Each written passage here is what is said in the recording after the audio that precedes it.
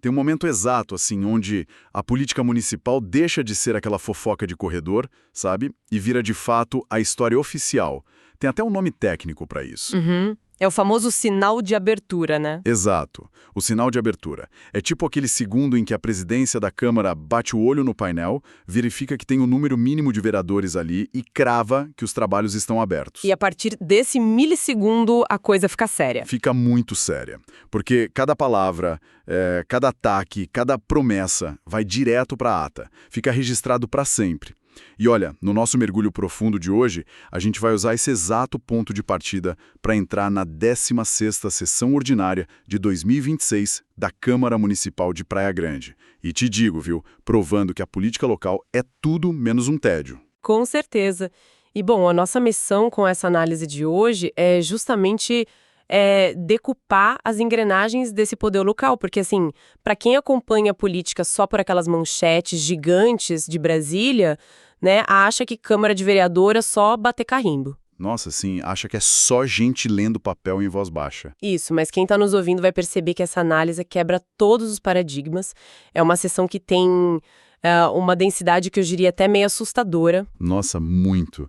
A gente tem nas nossas fontes desde acusações criminais pesadíssimas, daquelas que congelam o plenário, sabe? Até embate sobre se o vendedor de praia vai conseguir pagar as contas. Exatamente. Tem um xadrez político ali envolvendo emenda de R$500 milhão e, no meio dessa tempestade toda ainda sobra espaço para analogia com o filme do Rei Leão. Cara, eu não acreditei quando eu li isso nas fontes. O Rei Leão no meio da câmera e logo depois uma dor humana ali tão crua, tão real, que muda o clima na hora. Há um microcosmo perfeito, né, de como o poder desce lá do palanque e bate direto no asfalto da rua. Sem dúvida. Certo, vamos destrinchar isso então. Mas antes da gente entrar nessas brigas e acusações, a gente precisa entender o palco. Quem tem a chave para entrar nesse palco, né? Lendo as fontes, eu fiquei pensando muito numa metáfora. Manda. Eu imagino o processo legislativo tipo um sistema operacional de um computador, sabe? Onde a cidade roda diferentes programas dependendo do que ela está precisando naquele dia. Olha, essa é uma analogia excelente para a gente visualizar essa burocracia toda.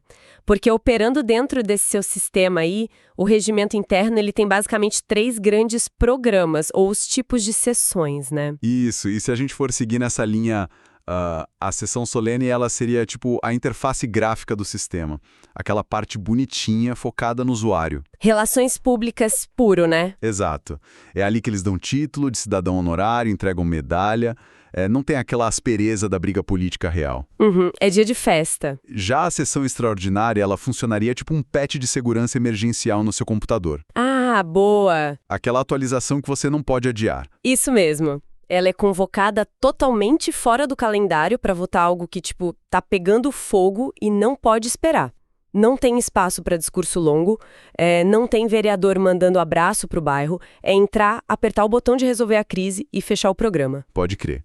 E aí a gente chega na estrela de hoje, que é a sessão ordinária, que na nossa metáfora seria tipo o código-fonte rodando solto no dia a dia. Precisamente. É o motor do sistema. A sessão ordinária é onde a máquina pública moe os problemas da semana. É indicação, é requerimento, é projeto de lei sendo debatido ali vírgula por vírgula. É o trabalho braçal da política, né? Exato. Um projeto nasce, ele tem que passar por aquela peneira das comissões para ver se não fere a Constituição, ganha parecer e só então vai para o plenário. E se for aprovada, ainda tem que ir para a mesa do prefeito para ele assinar e virar lei. É uma maratona. Mas olha o que me pegou de jeito nas fontes, é que esse sistema todo, ele não é mais um clubinho fechado só para engravatado, sabe? A sessão que a gente está analisando mostra 2 iniciativas vitais que abrem as portas desse código-fonte para a população. A primeira é o tal do Parlamento Jovem. Sim, Parlamento Jovem é fantástico. E não é só botar os adolescentes sentados lá na galeria para bater palma. Lendo o relato do Luan, que é o coordenador lá do projeto, a gente vê que mais de 100 jovens já passaram por essa máquina. Como que isso funciona na prática para o adolescente? O que é fascinante aqui é que é uma aula de cidadania na veia. As fontes citam o Caio, né, que é um dos vereadores jovens. Ele não tá lá brincando de simulação de ONU, sabe? Ele tá com a mão na massa. Literalmente. Eles vão nos bairros reais, colhem a reclamação real da dona de casa que tá sem iluminação na rua e transformam isso numa redação técnica. Eles aprendem a liturgia da coisa. Como escrever uma ementa, como justificar e o mais importante de tudo, é como cobrar o executivo. É tipo ensinar a linguagem de programação para quem vai herdar o computador um dia, né? Muito legal. E a segunda ponte de acesso que eu achei incrível é para a comunidade surda. Eles usam Libras, a língua brasileira de sinais, de um jeito muito ativo. Nossa, essa parte é de arrepiar. É muito forte. Tem depoimentos da Ana Paula e do Orlando que são surdos. E o Orlando, ele fala um negócio que me marcou. Ele diz que antes a política era um muro. Ele não fazia a menor ideia do que estava sendo decidido para a cidade dele. E hoje ele consegue olhar para o parlamentar e cobrar. Mas o detalhe que a Cláudia, a intérprete, traz é que me explodiu a cabeça. Não é só traduzir palavra por palavra, né? Não, não é. E esse é um ponto que muita gente que escuta perfeitamente simplesmente ignora. A Libras não é você pegar o português e fazer mímica com a mão. Pois é, eu confesso que eu não tinha noção da complexidade. É uma língua completa. Ela tem sintaxe própria, construção espacial, gramática, que não tem nada a ver com o nosso português oral. Então imagina a Cláudia ali no plenário. O vereador tá mandando ver num jargão super complexo de direito administrativo. Aquele juridiquês pesado, né? Exato. O desafio dela é pegar aquele conceito mega abstrato e decodificar isso para uma realidade visual para a comunidade surda. O intérprete ali, ele vira uma ponte neural entre dois mundos cognitivos, sabe? É isso que de fato faz um prédio público ser de todos. Falou tudo. E falando em prédio público, a própria arquitetura dessa Câmara de Praia Grande já impõe um respeito, tenta mostrar esse peso todo, né? As fontes descrevem que eles ficam no complexo do Palácio das Artes. É um negócio de 6.000 metros quadrados, tem teatro, museu. O Teatro Serafim Gonzalez. Esse mesmo.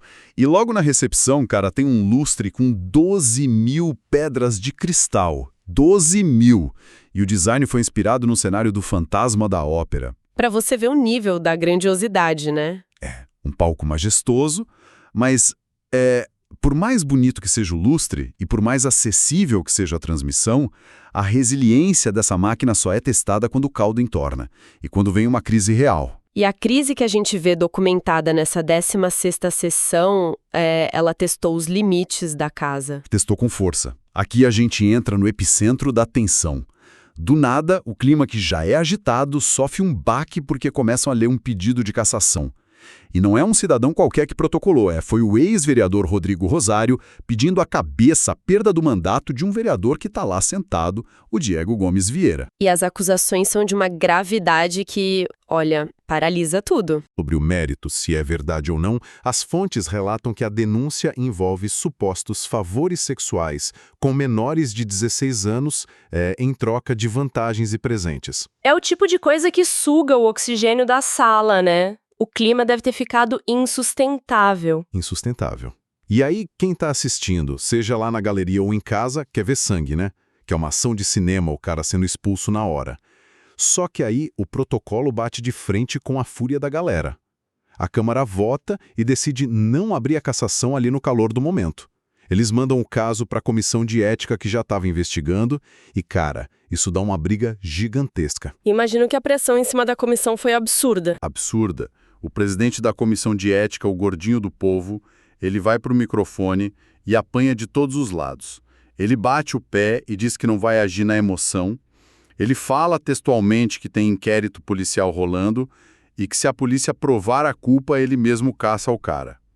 Mas o vereador Martins vai para cima e exige que a comissão chame a família da suposta vítima lá para dentro da Câmara. É o choque perfeito. Mas espera aí, para quem está ouvindo de fora, não dá uma frustração gigantesca, viu, uma denúncia pesada dessas esbarrar nessa burocracia toda de comissão, em vez da Câmara só botar para fora de uma vez? Eu entendo perfeitamente essa sensação, mas isso levanta uma questão importante sobre o que é um Estado democrático. O que a gente está vendo nesse embate é o choque da justiça das ruas contra a justiça institucional.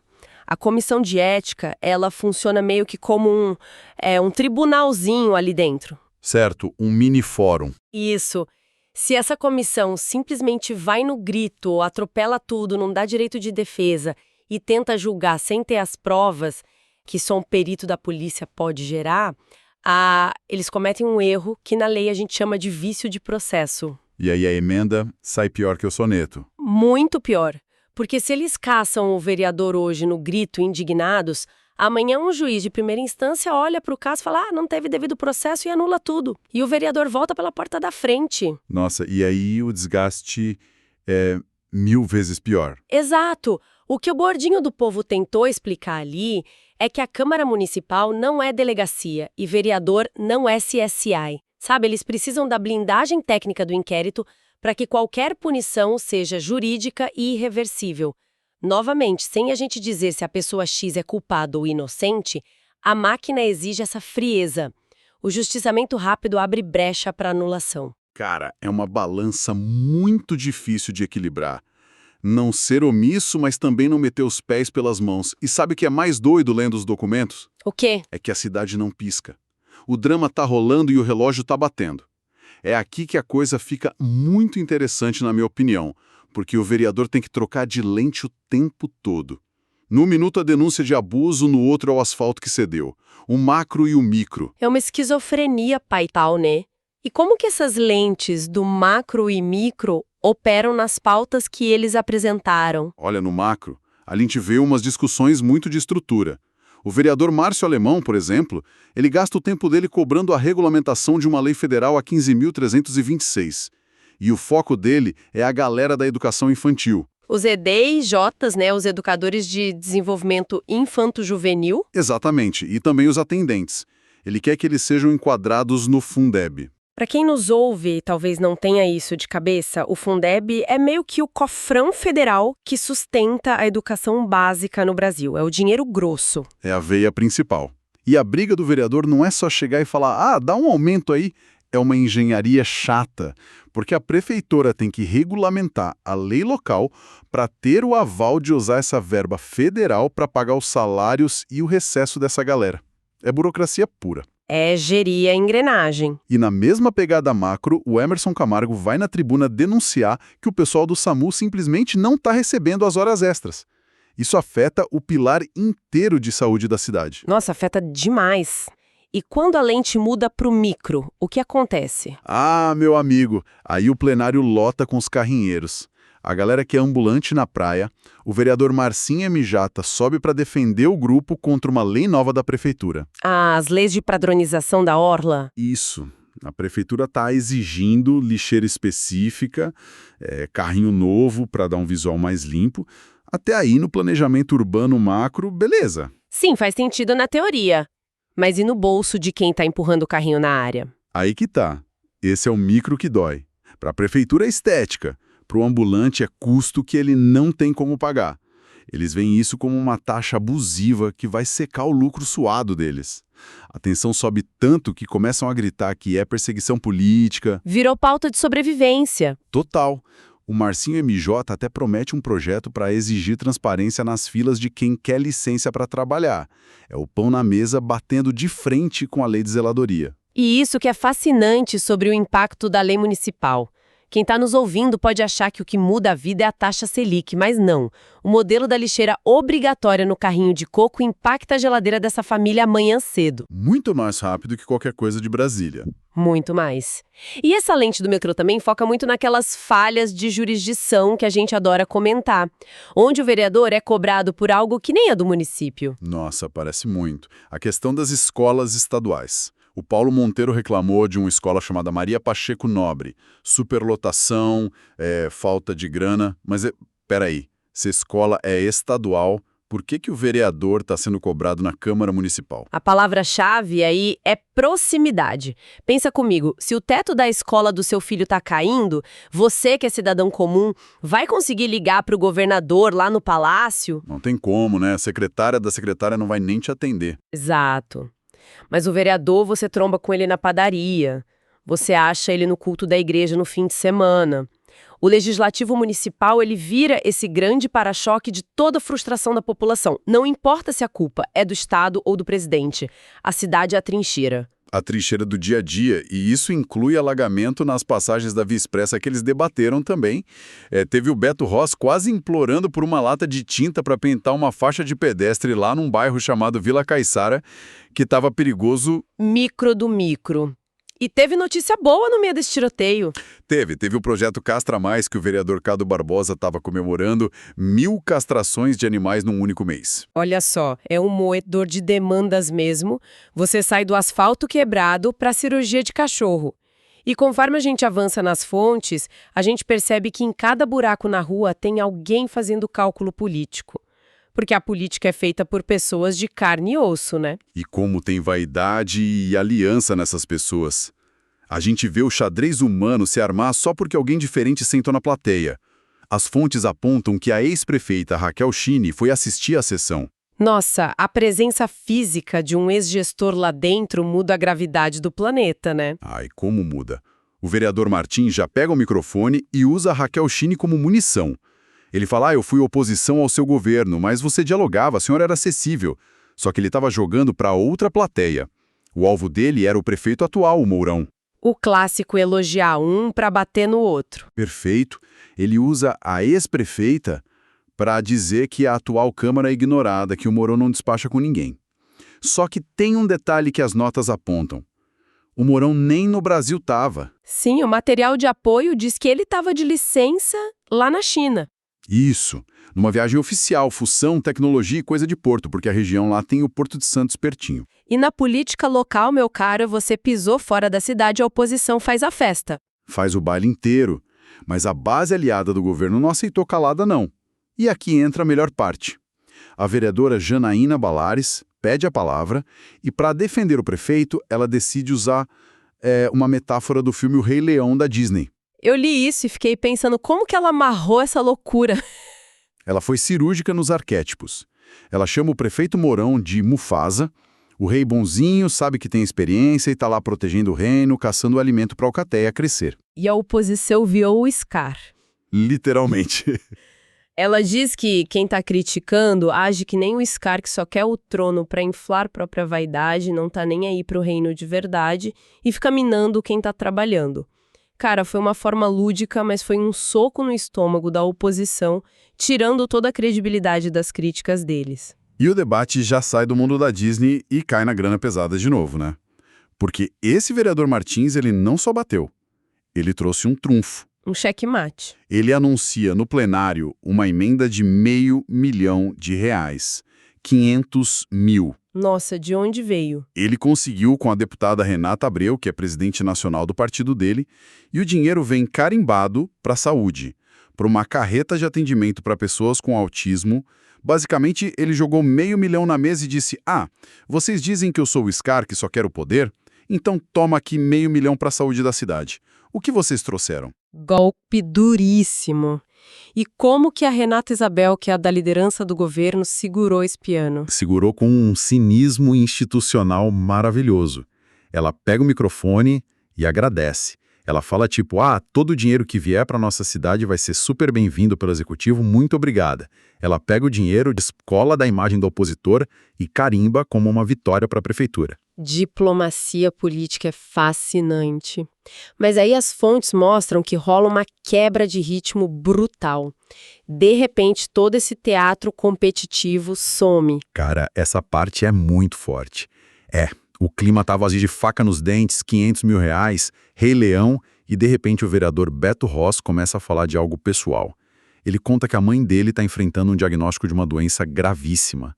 A voz dele começa a embargar. Aquela vulnerabilidade que paralisa a sala, né? Ele larga o personagem político, ele agradece a mãe por tudo, chora, falando do medo de perder ela, e faz uma promessa ali na tribuna de que ele vai segurar a mão dela em toda a quimioterapia e em cada tratamento que vier. O peso do ambiente virou o outro na hora. Se conectarmos isso com um cenário maior, a dor humana é a única coisa que realmente suspende essas guerras partidárias, né? E o que aconteceu em seguida prova isso. O vereador Márcio Alemão pede a palavra, esquecendo qualquer bandeira ideológica, e presta uma solidariedade linda. Ele compartilha o drama dele próprio, né? Sim, ele lembra ali todo mundo que lá em 2019 ele também teve um diagnóstico, um câncer severo no intestino, e ele relata para a família inteira orando a luta que foi, e ele olha para o colega e fala, hoje eu tô curado. Ele não deu só um tapinha nas costas, sabe? Ele ofereceu um testemunho de que é possível sobreviver. Exatamente. Naquele momento não tem situação, não tem oposição, não tem Mufasa nem Scar. Só tem filhos apavorados e pacientes sobreviventes ali sentados na mesma cadeira. É a síntese da nossa política. E acho que com isso a gente chega num ponto legal para fazer um baita de um resumo do que a gente navegou hoje.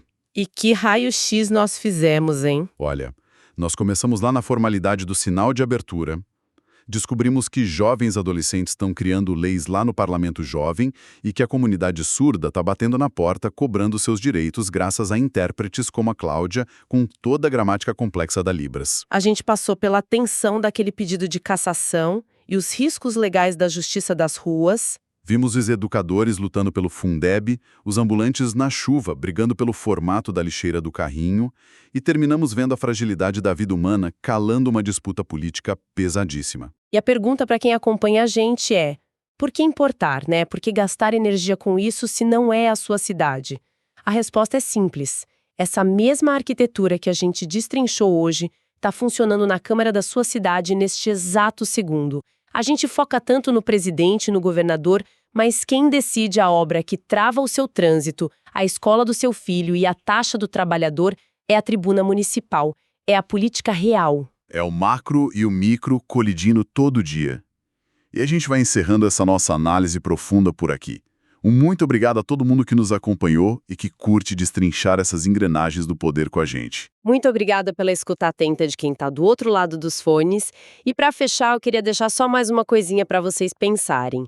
A gente falou o tempo todo do sinal de abertura, né? O momento em que a luz acende e a ata oficial começa a gravar. Mas se uma sessão pública expõe toda essa guerra por taxa, emenda e ameaça, o que será que acontece 5 minutos antes de baterem esse sinal? O quanto dessa briga é democracia real e o quanto é só o palco de um acordo que já foi fechado num cafezinho longe do microfone. Fica a pulga atrás da orelha. A verdadeira política rola na tribuna ou nas coxias. Olha, baita reflexão para fechar. Até a próxima, pessoal!